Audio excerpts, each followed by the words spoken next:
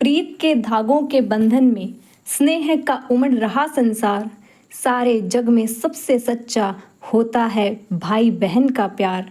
इस सच्चे प्यार को ही दर्शाता है यह रक्षाबंधन का पावन त्योहार। आप सभी को रक्षाबंधन की हार्दिक शुभकामनाएं। रक्षाबंधन का त्योहार आया है और अपने साथ ढेर सारी खुशियां लेकर आया है।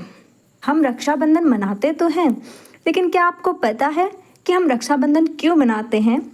तो आज के इस वीडियो में हम रक्षाबंधन से जुड़ी हुई कहानियों के बारे में जानेंगे। रक्षाबंधन का त्योहार भाई बहन के अटूट प्रेम और सुरक्षा के प्रतीक के रूप में मनाया जाता है।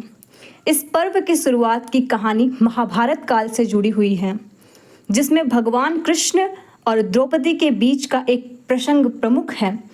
कहा जाता है कि महाभारत के युद्ध के दौरान एक बार भगवान श्री कृष्ण ने शिशुपाल का वध करते समय अपने सुदर्शन चक्र का उपयोग किया।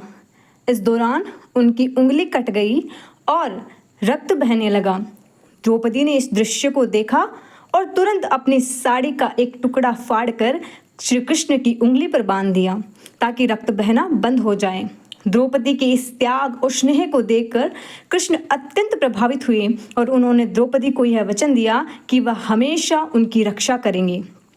यही घटना रक्षाबंधन के त्योहार का आधार मानी जाती है, जिसमें एक बहन अपने भाई की कलाई पर राखी बांधकर उसकी लंबी उम्र और सुरक्षा की कामना करती है। बदले में भाई उसकी रक्षा करने का वचन देता है। एक अन्य पौराणिक कथा के अनुसार भगवान विष्णु ने वामन अवतार में राजा बलि से 3 पग में उसका सारा राज्य मांग लिया था और उन्हें पाताल लोक में निवास करने को कहा था। इसके बाद राजा बलि ने भगवान विष्णु को अपने मेहमान के रूप में पाताल लोक चलने को कहा, लेकिन जब लंबे समय तक श्री हरि अपने धाम नहीं लौटे तो लक्ष्मी जी ने नारद मुनि की सलाह से राजा बलि को अपना भाई बनाने का विचार किया। माता लक्ष्मी गरीब स्त्री का रूप धारण कर राजा बलि के पास पहुंच गई और उन्हें अपना भाई बनाकर राखी बांध दी।